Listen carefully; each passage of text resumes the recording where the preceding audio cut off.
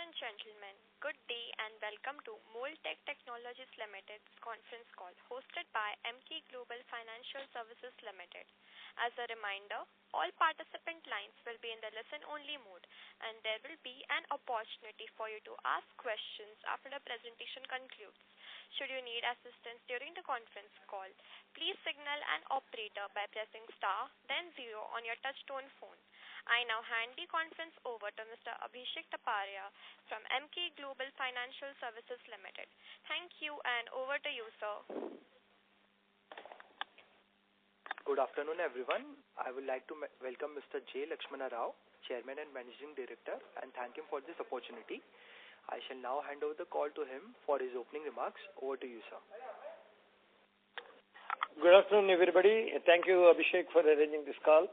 I'm very glad to inform you Mold-Tek Technologies has delivered an excellent result in this quarter with the profits shooting up by 6 times, more than 6 times compared to Q3 of last year.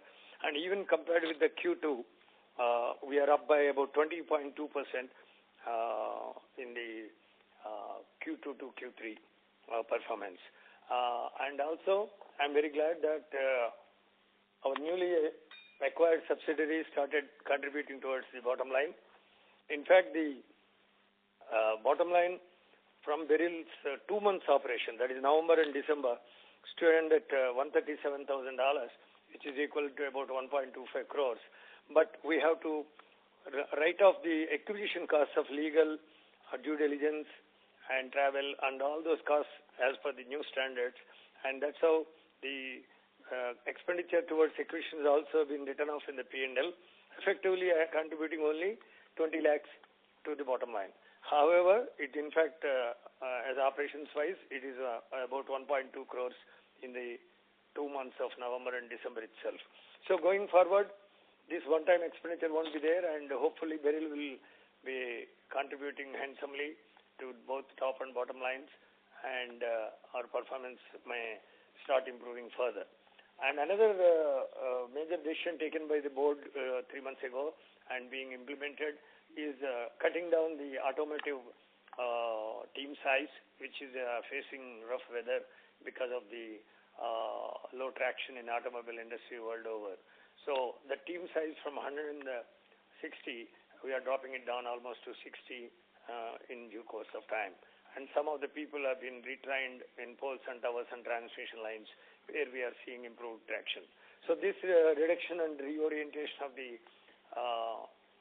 staff will definitely contribute to cost control and also increased efficiency going forward from it's already started in this quarter, that is the Q4, and it will be fully completed from April 26. So I foresee the future is going to be brighter both in terms of cost control through MES downsizing and increased contributions coming from Beryl. And another good news is we continue to have excellent workflow. The first 6 months of the year was a lot of uncertainty in US, resulting in a lot of projects being held up. But as you know, our company is mainly in civil engineering services. Many companies, people think we are a technology company. We are not an IT company. We are an engineering services company. And it depends mainly on the projects and construction activity in US mainly, because that is where 95 to 98% of our civil services are being provided. So the future looks brighter with all these new developments. And even in MES, we have cornered a couple of MNC clients for on-site placements. We have a mandate to place 30 people in the next 3 months. And if that happens, MES also can turn around into a positive zone from what has been bleeding in the last few quarters. So this being the introduction, I think more we can discuss in question and answers. I request the operator to carry forward with the question and answer session. Thank you very much. We will now begin with the question and answer session. Anyone who wishes to ask a question may press star and 1 on their touch-tone telephone. If you wish to remove yourself from the question queue, you may press star and 2. Participants are requested to use handsets while asking a question. Ladies and gentlemen, we'll wait for a moment while the question queue assembles. The first question is from the line of Kaustav from BMPL Capital. Please go ahead. Yeah, hi. Thanks for taking my question. So I have a couple of questions. The first one is, could you please explain to what extent can AI negatively disrupt engineering service businesses like ours? What are we seeing? How are customers behaving in this regard? And what are we doing to risk mitigate? And if any, if we are using any AI tools to, make our operations leaner and expand our offerings, reduce time, etc. AI has no entry into engineering services. Engineering services require a lot of internal knowledge of detailing of fabrication specifications and steel and many other inputs. So as of today, there is no entry of any AI operations anywhere in engineering services, at least as far as my knowledge goes. And we use API tools and what is the other one? Tech tools to simplify some of the human operations already. Wherever there is a repetitiveness, these tools are used to reduce the man hours. So that is already there in the practice for the last few years, and it's been increasing. We have now more than 150 tools we use in different situations and different times. At the most, what AI can do is it may help people to use an appropriate API tool at an appropriate time, in which direction we are also working. But replacing the services by AI will not be foreseen in the near future. Okay, and could you please explain the data center opportunity in the mechanical engineering division, and why haven't we captured much of the opportunity up to date, as data center rollout is not a new thing in America? Data centers, we have been very active in our civil engineering services. We provide a lot of fabrication support and designing and detailing services to fabricators who are building data centers across the United States. And in fact, we have at least every month or at least every quarter, a couple of data centers, new orders being received. So our entry into data centers have been there for last more than 3 years in U.S. Not much of work is related to mechanical. It is more of electronics and a little bit of logistics inside. So most of the work in data centers is either civil or electronics. And in civil, we have been there and we are growing. But you were talking about transmission lines, growing your services for that, growing, increasing poles, etc. Okay, I understand your point of view. That power requirement of data centers enhances the requirement of substations and lines and poles and towers. Yes, that way our poles and towers is looking at a very good traction. What used to be a 20-25 members team, we have currently 60 members and added several new clients recently. And that team might grow at a good pace in the next couple of years, mainly due to the increased transmission lines, poles and towers and substations near to the data centers being constructed. No, so yes.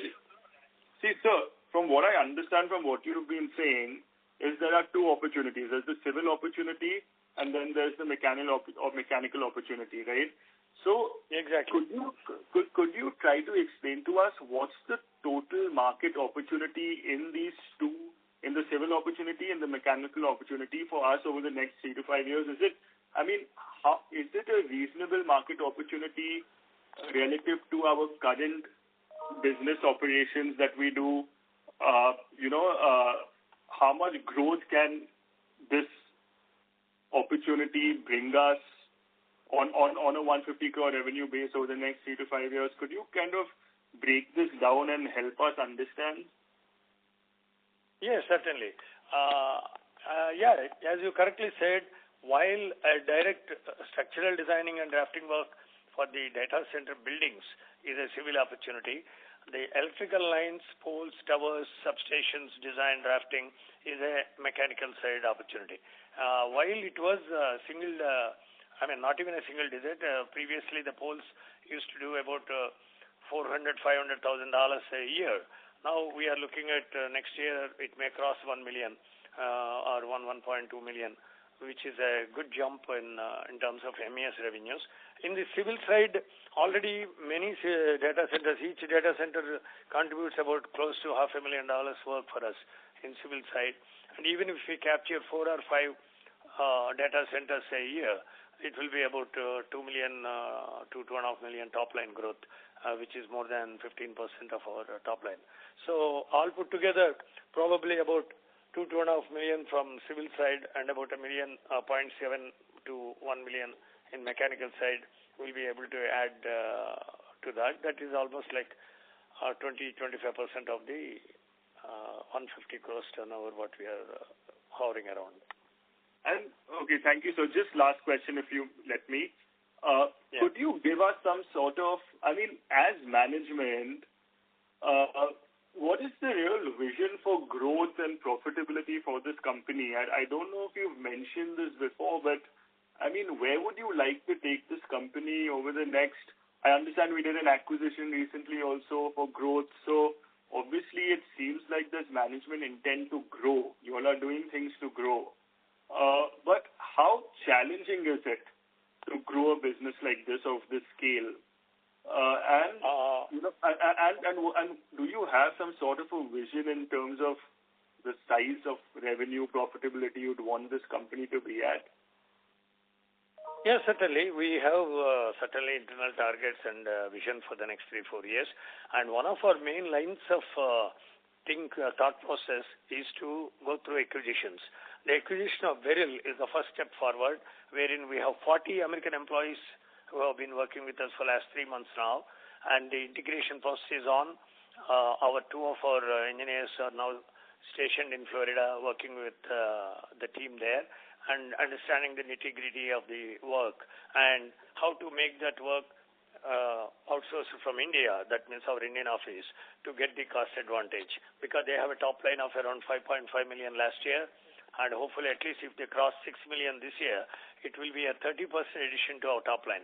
So from whatever 17 million top line what we are achieving this year, next year is automatically more than 23 million, without considering the growth from current operations. Assuming we get at least 10 to 15% growth, which we discussed about data centers, we are aiming at about $25 million top line next year. That is almost 225 crores at the current rate from 160 or whatever we are going to achieve in the full year. 9 months we have achieved 130 crores. So probably we'll be ending this year at around 175, 180 crores, let's say 180 plus. So from 180 to 225 million, that's about 225, 230. We are looking at a 25-30% top line growth with the reduction of employee cost in the mechanical division. And the probable savings by transferring some of the work of Beryl to India and executing it in India at Indian rates could also benefit in the EBITDA margins. So the future looks really exciting. And with the addition of the Beryl team, we not only are getting some PEs and engineers in the team, but also their 15 years of experience in Florida in dealing with inspections, depositions, and also designing. And through these contacts which they established over the state in Florida, we will be able to penetrate our designing and detailing services also at a much higher price because of the local presence and American front-ending. So these benefits are going to accrue definitely from the next year itself, and we will be seeing the margin improvement also in a considerable manner.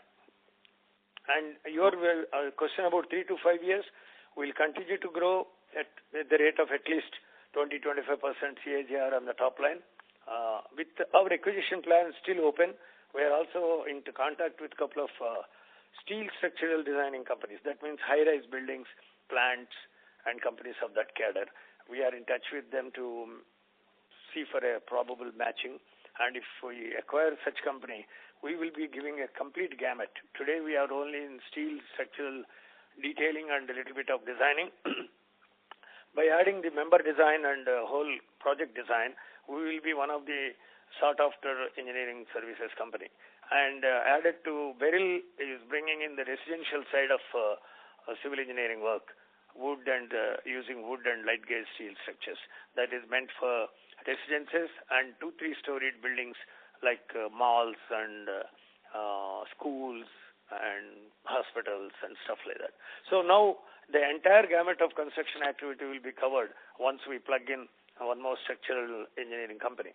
So that will create Mold-Tek as a one-stop shop for entire civil engineering services in the United States. Understood. Thank you so much. Thank you for those detailed answers. Gives me good sense. Thank you. Thank you. Participants may press star and 1 to ask a question. The next question is from the line of Madhur Rathi from Counter Cyclical Investments. Please go ahead.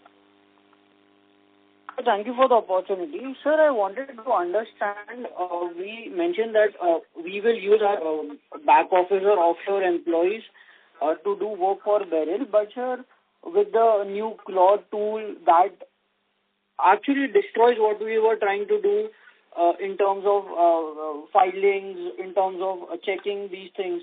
So how should I look at this acquisition and the offshore presence that we are expected to add from India? See, basically the work that is being done in the United States, the physical inspections cannot be replaced. Physical inspection has to be conducted by the American engineers who are in the site. But once they see a physical inspection, they make pictures and even rough drawings, which can be made into a CAD drawing, and a designer will work on how to rectify or how to make a new addition to a building.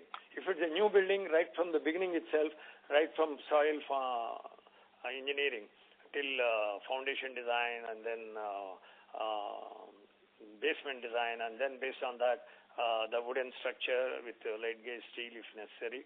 All this will be designed by our team with the help of the front-ending American engineers, because any queries, any on-site questions, on-site clarifications would be taken care by our Beryl team in US, whereas the back office work will be done from India.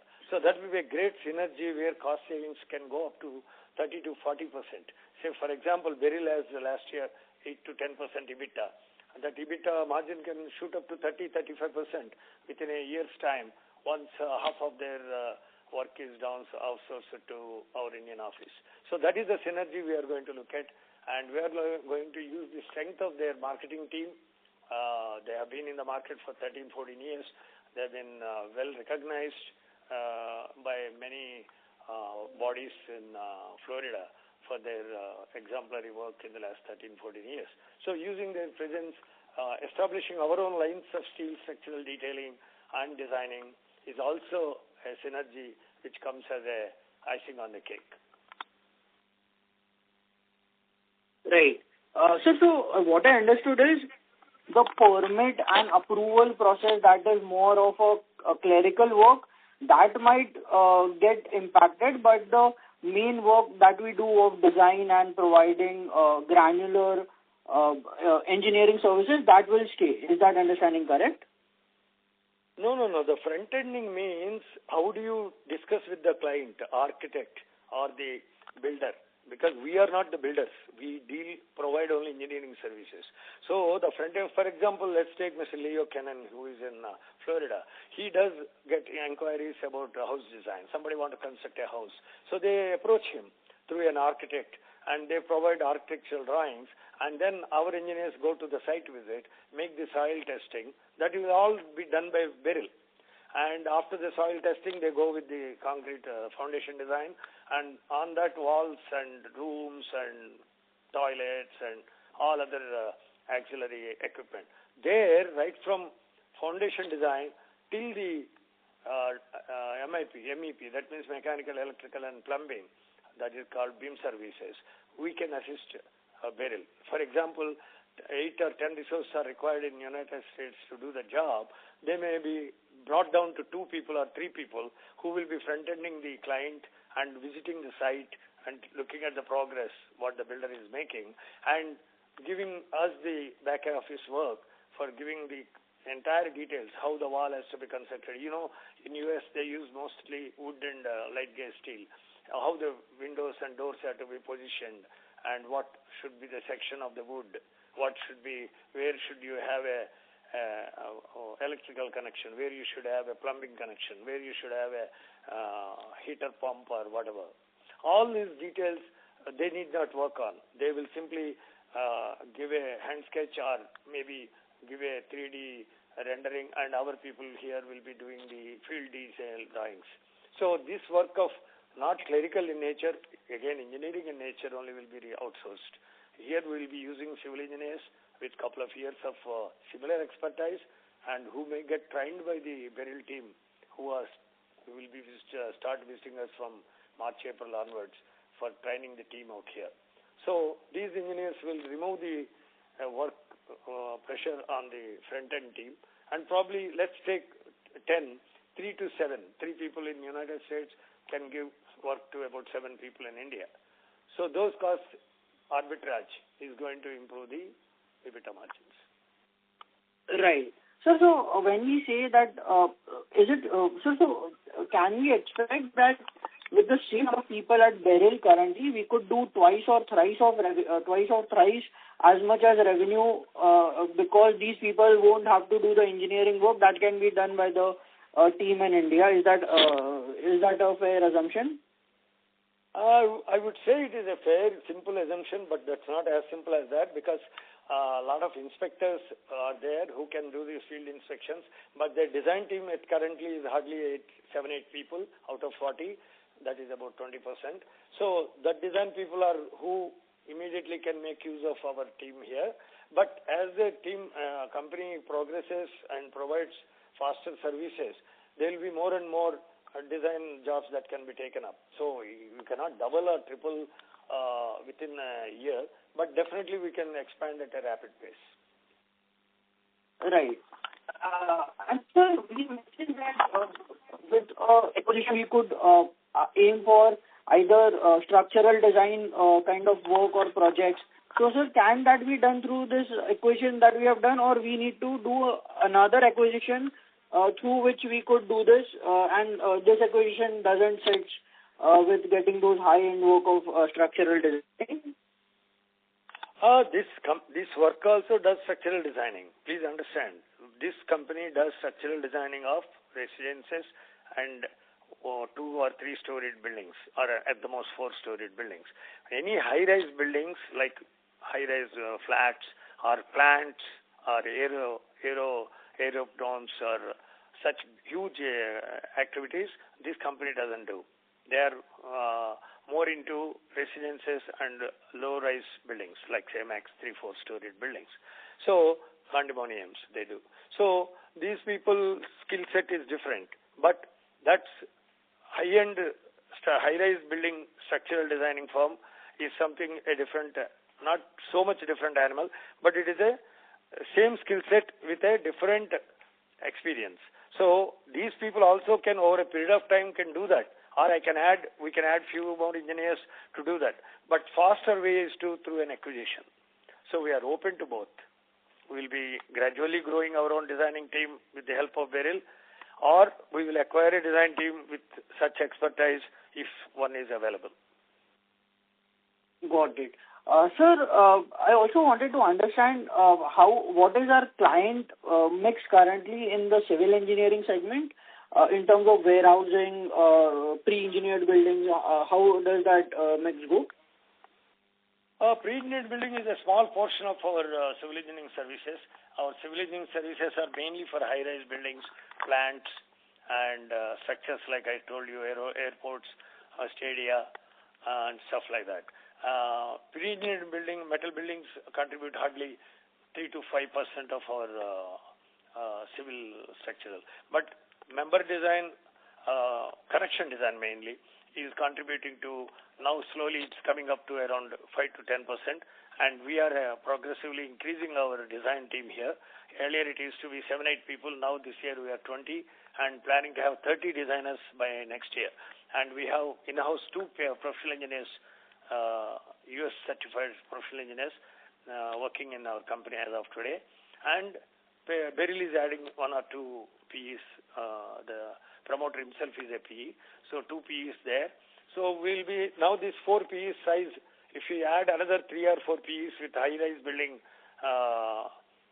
background experience, we can add 10-20 engineers here back in India who can support them in high-rise buildings also. That is when you will really see big shoot up in the revenue per person, because that is where the pricing is anywhere close to $80 to $100 per hour. Even Beryl charges around $60 to $80 per hour for the residential buildings. For high-rise buildings, the pricing typically is about $80 to $100 for designing hours.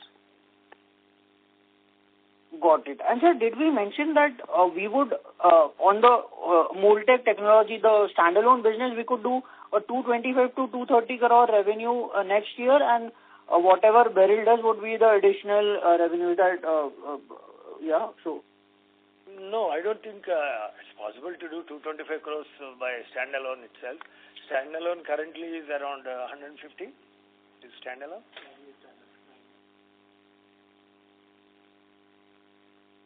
107 crores in 9 months, so about 140 crores. 140 can become maybe like say 180 to 190 crores as a standalone. 180 you can take it, and then probably $6 to $7 million from Beryl in the year 1, because it's the first year.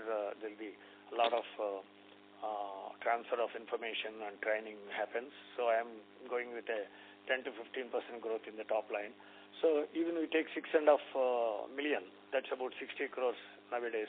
So 60 plus 180, somewhere around 240 crores, 230 to 240 crores we can aim next year from the current level of about 175, 180. Got it. And sir, on the margin front, where do we see the margins going forward because of the operating leverage? See, we have delivered in the past itself in 23-24, 17% PAT level and 28% EBITDA.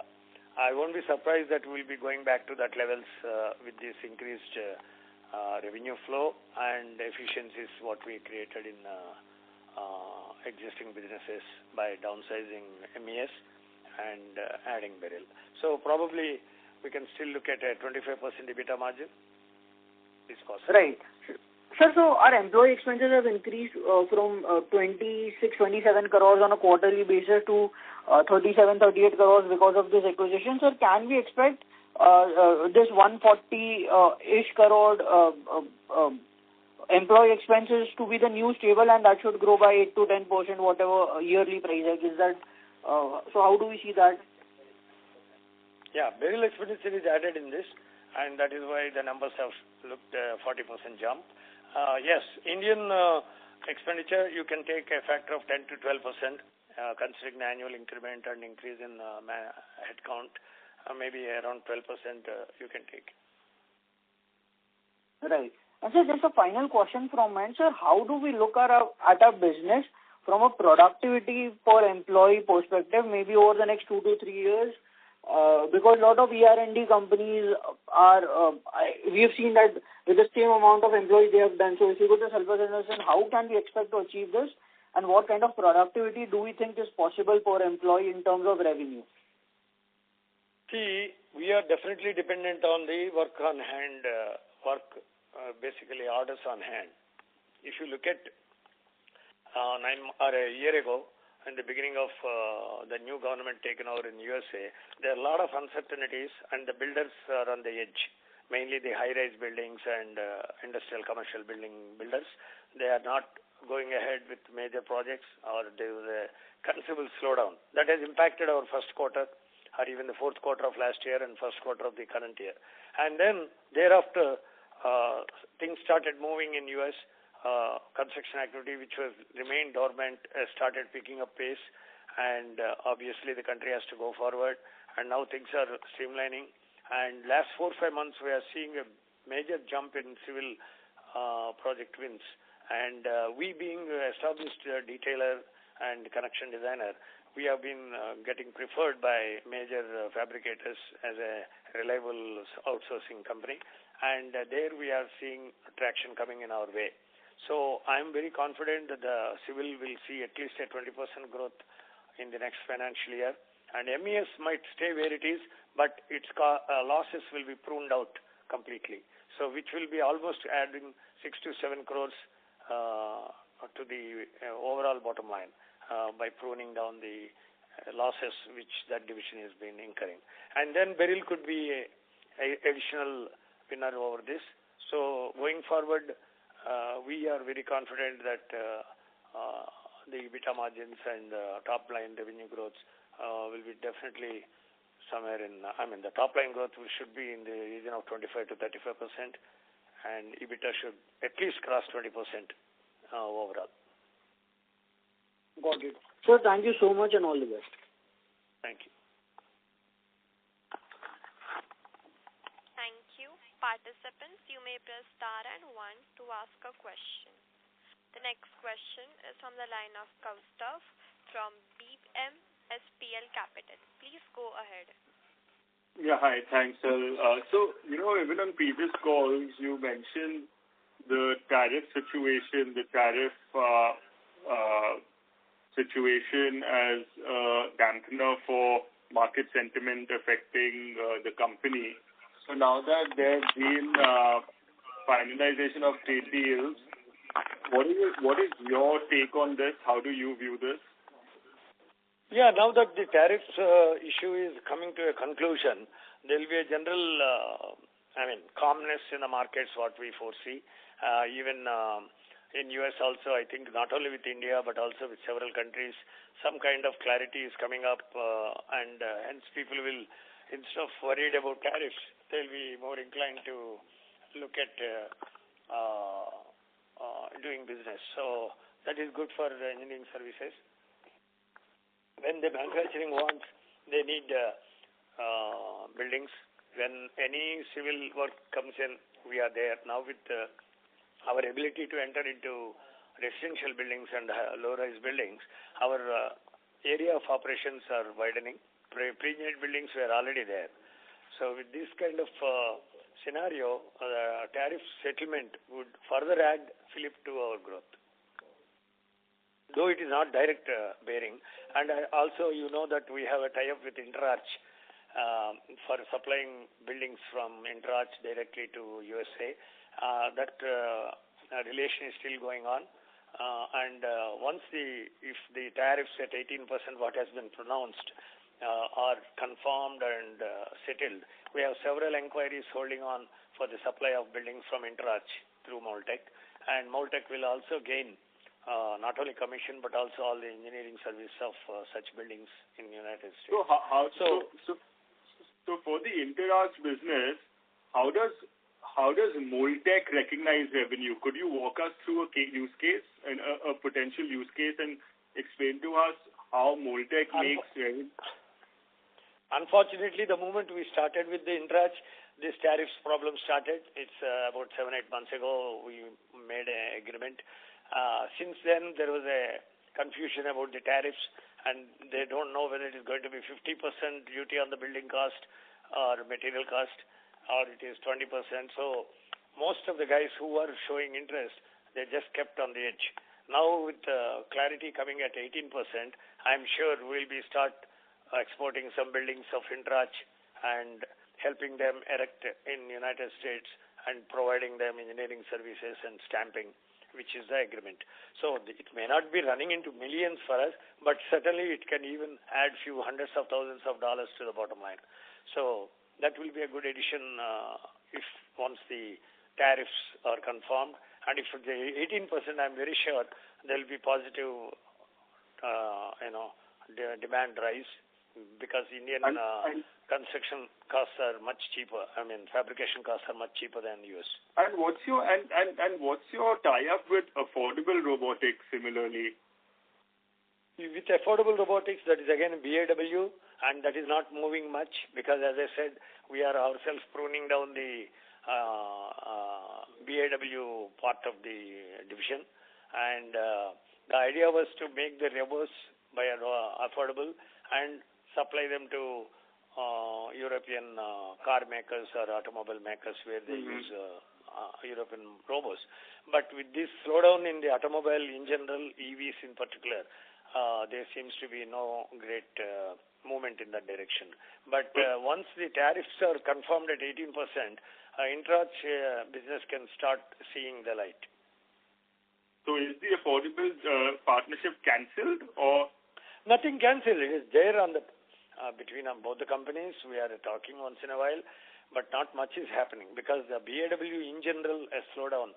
The BAW means body in white, where the entire shell of the car is being assembled by robotics.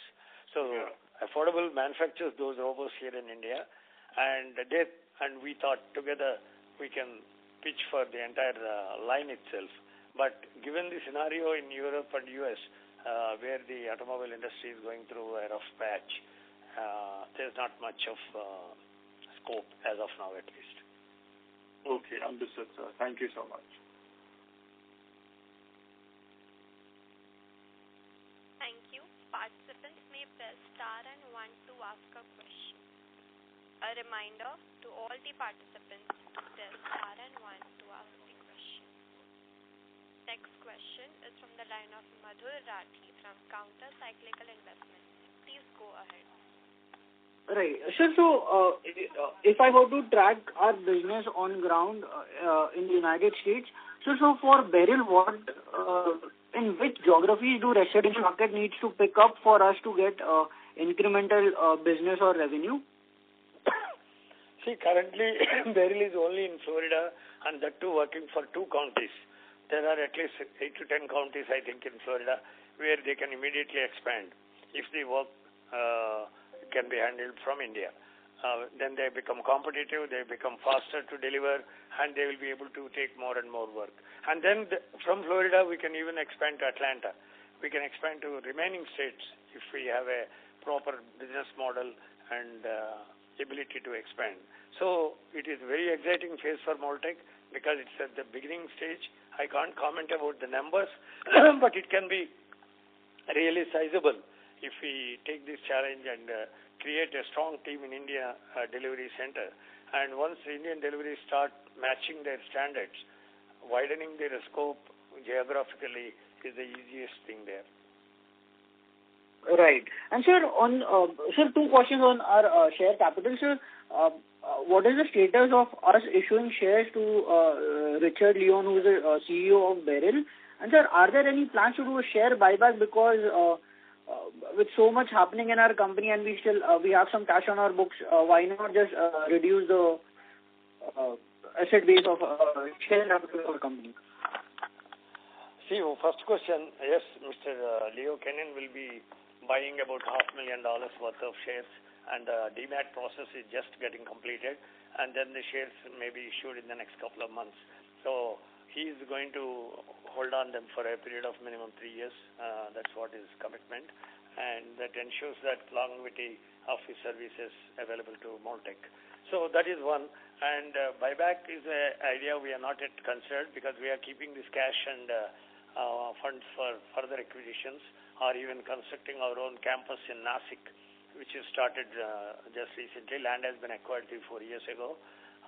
That will considerably save our rental costs, which are running almost 2 to 2.5 crores per annum.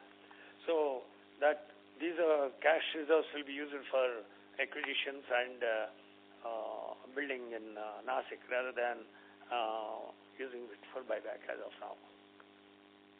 Right. Sir, that was from my end, sir. Thank you so much and all the best. Thank you.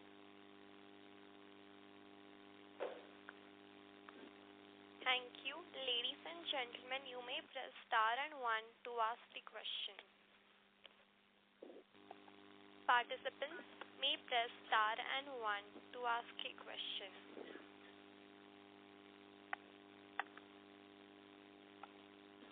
So should I close? Yeah, if there is no further questions, you can probably close. All right. As there are no further questions from the participants, I now hand the conference over to the management for closing comments. I take this opportunity to thank everybody who has shown interest to know about our company, and especially to Abhishek of MK for arranging this call. And I wish you all a great evening and a good day. Bye-bye. Bye, Abhishek. Thank you. On behalf of MK Global Financial Services Limited, that concludes this conference. Thank you for joining us, and you may now disconnect your lines.